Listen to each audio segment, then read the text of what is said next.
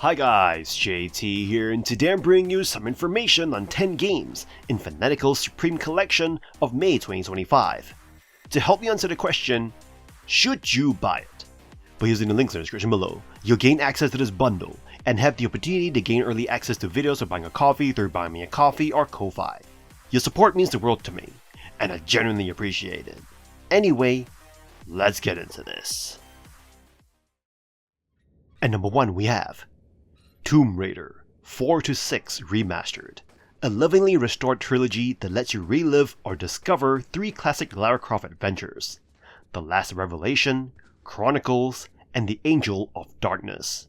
This remaster by Aspyr brings high-res textures, updated character models, and improved lighting to these late 90s and early 2000s staples, breathing new life into the dusty tombs, perilous catacombs, and atmospheric European streets you once explored or fell into. The ability to toggle between modern and original visuals at a press of a key is a nostalgic treat. You can instantly compare how far games have come while still enjoying the core gameplay that defined the genre. These games retain their tank-style controls, which can feel awkward by today's standards. But if you're patient, you'll find a rewarding, methodical gameplay loop filled with precision platforming, trap dodging, and clever puzzle solving.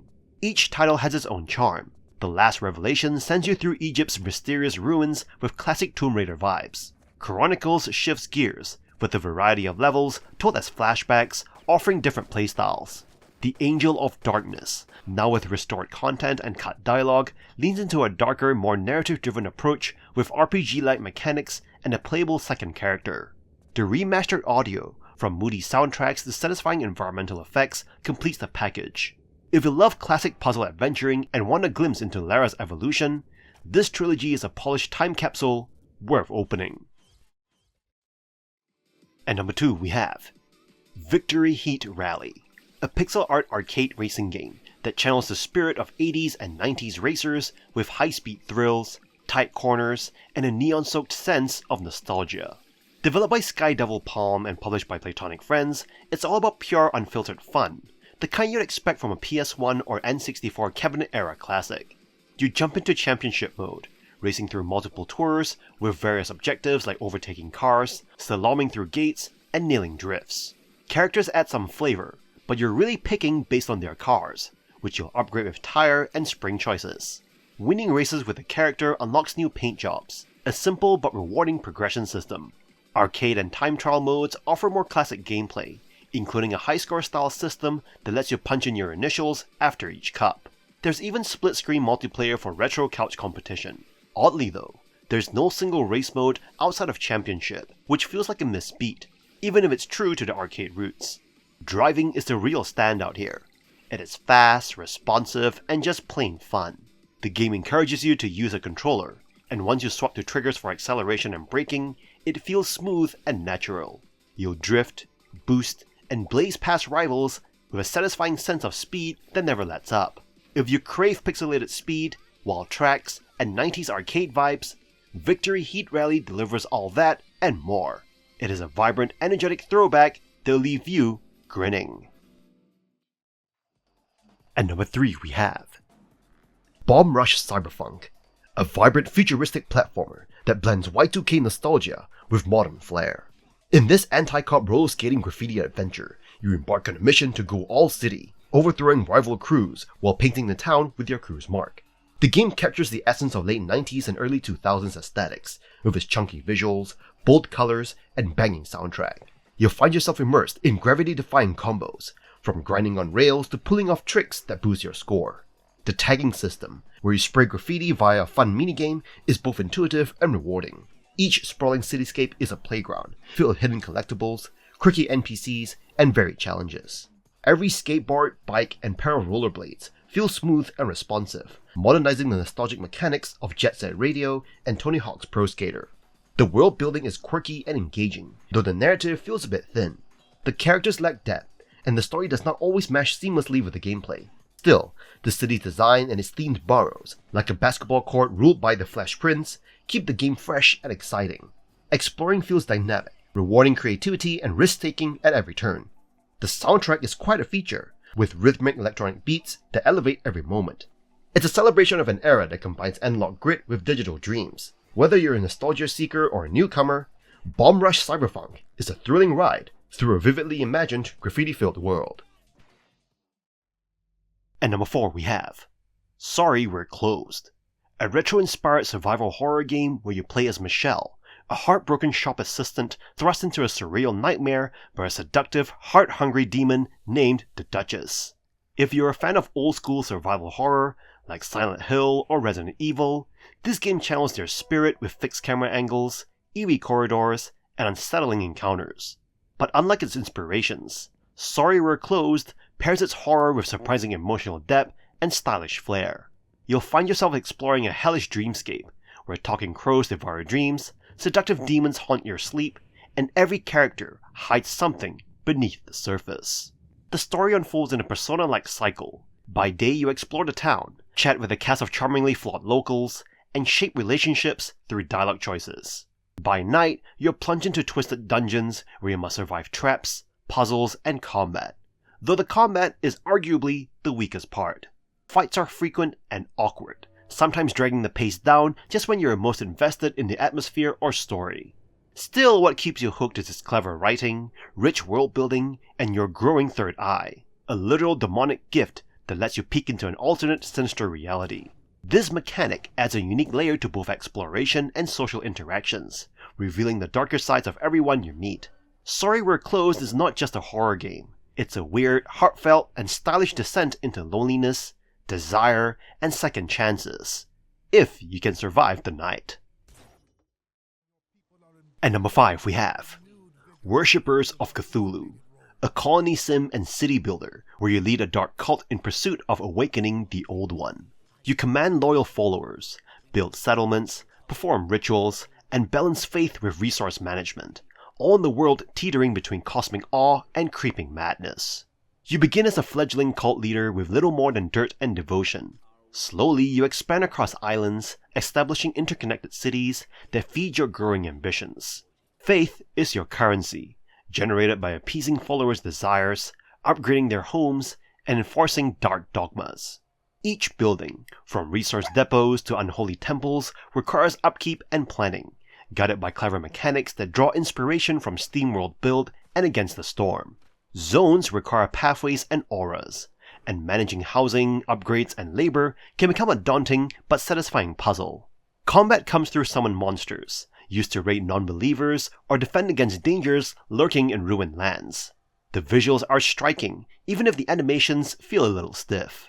The ritual system lets you commune with cosmic beings like Dagon, earning buffs and power as you dive deeper into the unknowable. While the Lovecraftian theme offers striking art and eerie moments, it often feels more like a skin than a true descent into existential horror.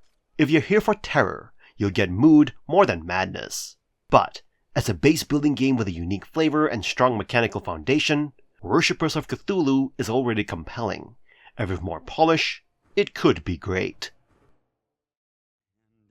At number 6 we have Nobody Wants to Die, a moody, narrative-driven detective game set in the dystopian New York of 2329, where immortality is a luxury for the rich, and the poor rent their bodies like apartments. You play as James Kara, a grizzled, noir-soaked detective recovering from a recent body transfer, tasked with solving murders in a city where death is supposed to be obsolete. Armed with a time-manipulating bracelet, you comb through beautifully rendered crime scenes, rewinding moments to piece together each case. While the investigation mechanics look complex, the game tightly guides you, sometimes too tightly. You rarely feel like you're solving the crime yourself. It is more like you're along for the ride, pressing buttons when told. But what a ride it is! The Art Deco cyberpunk setting oozes style, blending high-tech decay with gritty 1920s nostalgia. From neon-soaked alleyways to opulent penthouses, every environment pulls you deeper into its sickly beautiful world. Kara's dingy apartment, where you sort clues on a holographic board, becomes a strangely intimate hub in this morally decayed society. What the game lacks in originality, it makes up for in conviction. It does not hide its influences, Altered Carbon, Classic Noir, even Papers, Please, but it uses them to craft a story that feels urgent and real. With themes of body commodifications, economic cruelty, and surveillance, it hits hard without apology. You might wish for more freedom, but what you get is a haunting, stylish experience that lingers. In Nobody Wants to Die, the future is bleak and uncomfortably familiar.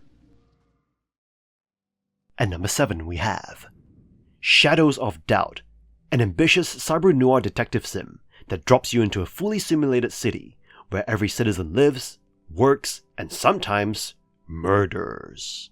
You play as a private investigator, unraveling crimes by snooping through apartments, dusting for fingerprints, hacking computers, and piecing together evidence on your corkboard like a conspiracy theorist.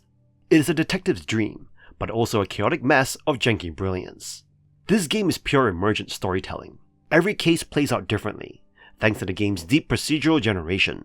You might crack a case by tailing a suspect to a shady gun deal, or get chased out of an apartment after breaking in at the wrong time. The way the city reacts to your actions makes everything feel alive. Want to bribe a bartender for info? Sneak through vents? Punch a suspect in the face? It is all possible, and often hilarious. Bugs and janks are everywhere though. NPCs act strangely, stealth is unpredictable, and inventory management is clunky. Sometimes you'll spend hours on a case, only for a weird AI quirk to break the immersion. It is also overwhelming at first. Expect to feel like an actual confused detective. Despite its rough edges, Shadow of Doubt is a wildly immersive, one-of-a-kind detective sim. If you can tolerate some jank, the thrill of solving cases your own way makes it absolutely worth playing. You will not forget the stories this game creates. At number 8 we have My Friendly Neighborhood, a survival horror adventure that reimagines childhood nostalgia as something deeply unsettling. You play as Gordon, a repairman sent to investigate a creepy broadcast from a long-defunct puppet show.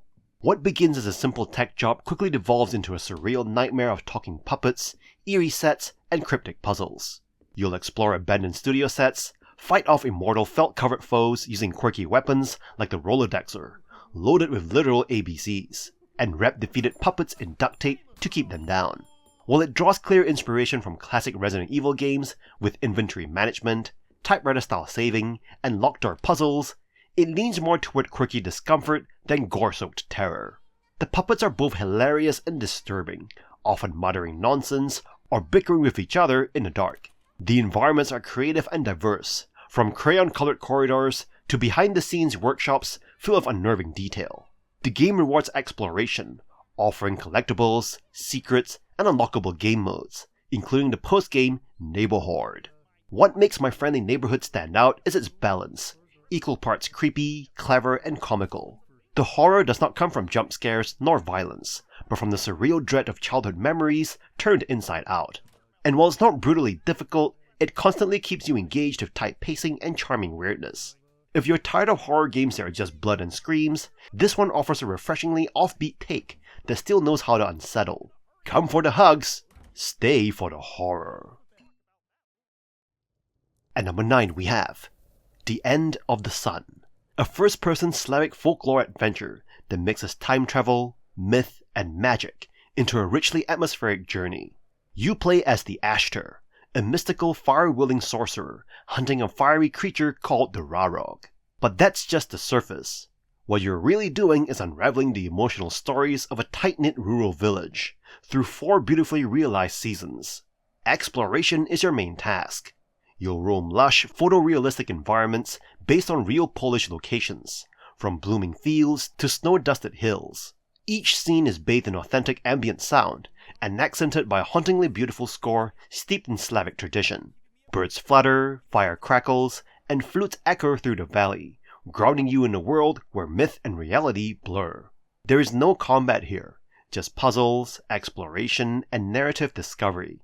You'll search for relics, solve tasks, and unlock memories through cinematic flashbacks, watching the villagers' lives unfold from your chosen angle. It is slow-paced, yes, and there's a lot of backtracking, but if you're patient, you'll be rewarded with genuinely moving moments of loss, love, and old-world mystery. Characters like Mira and the mysterious Samodiva shine, while others like the frustrating Netherim feel more grounded in human flaws. Some motion sickness may hit early on, but tweak the settings, and the reward is a mesmerizing, folklore-soaked journey unlike anything else. If you're drawn to atmospheric storytelling, cultural depth, and slow-burning mystery, The End of the Sun will absolutely light a fire in you. And number 10 we have Rival Stars Horse Racing Desktop Edition. A horse rearing and racing simulator where you rebuild your family's shattered equestrian legacy. This PC-only version ditches mobile microtransactions and offers a premium progression-driven experience with hands-on control and strategy. You return to a once glorious ranch, now fallen into disrepair, and must breed, raise, train, and race horses to restore its name. With help from characters like Francis Kwan, you relive a legacy and write a new one, starting with naming your ranch and raising your first fall. The story unfolds through RPG-style missions, forming a prestige system that unlocks upgrades and deeper mechanics. Races are the heart of your journey. Flat races test stamina and sprint timing. Cross-country challenges your speed across jump-filled trails, while steeplechase introduces perfect jump mechanics for pacing.